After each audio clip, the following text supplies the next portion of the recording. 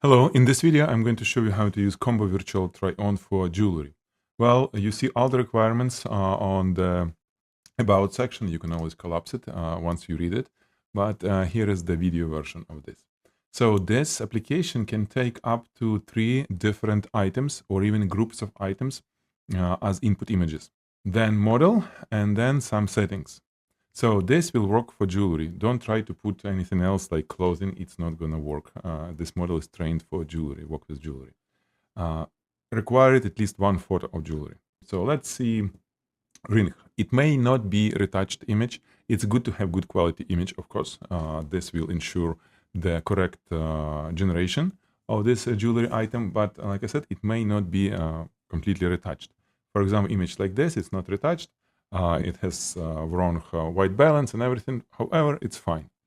If your image is too small, if image of the subject is too small, please crop it using our crop editor. So this ring is not really necessary, but let's say second photo, we can choose something different, not a ring, of course. Let's have bracelet. So we have bracelet, and this can be cropped, and this is a good idea, again, to crop it. As you can see, it's not retouched image as well. So ring, bracelet, and let's have some earrings. Let's have this one, for example. No, this. Crop. Let's crop it this way because otherwise it will be too small. So more resolution for the image and more resolution after the crop to the actual subject will help generation. And model. It's optional. You don't need to have model all the time. You can always leave it blank and maybe enter some instruction of how you want this model to look like. Or if you have image, you can always use image of the model. High quality image will result in higher quality output, because if your model image is pixelated or doesn't look good, AI might try to do the same, basically thinking that, hey, this is what you need to have on output, a kind of blurry image. So image of the model should be good as well. Model will be used as the reference image, and the personality will be looking similar, but the pose, everything will be different. Never assume that it will be the same pose. No, it just for the personality. Okay, it will be similar human generated. Lifestyle photo. If you turn it off, it will be on a white background, like on this model. If you turn it on, it will be some lifestyle background. Beauty look. This works with HQ versions. This is different version of the AI. So this is not just a higher megapixel, 4 megapixel or 8, but HQ version is newer version of AI models that we use.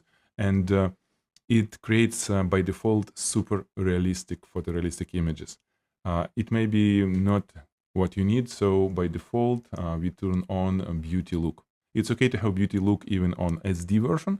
It just doesn't make much difference on SD. But on HQ, it will be different. Beauty look will be more like polished skin, makeup, so a little bit better look, more like advertisement.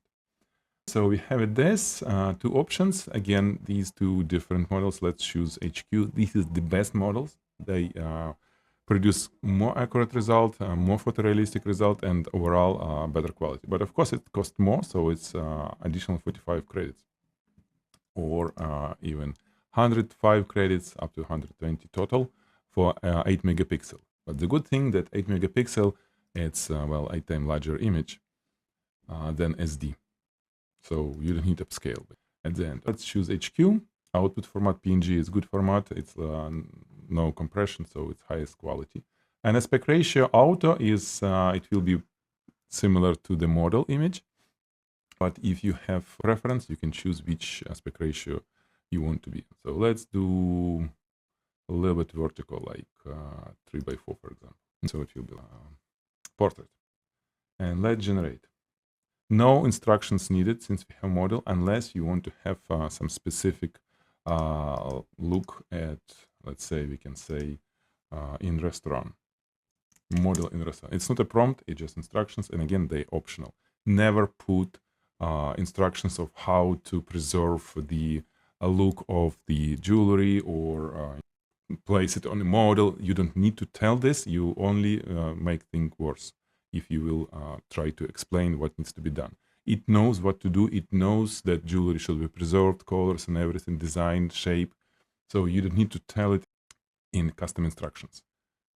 Only if you want to change the look of the model or create some environment. For example, model is on white background, so it's not going to pick up any lifestyle environment, but it will do it something for you since we have it on.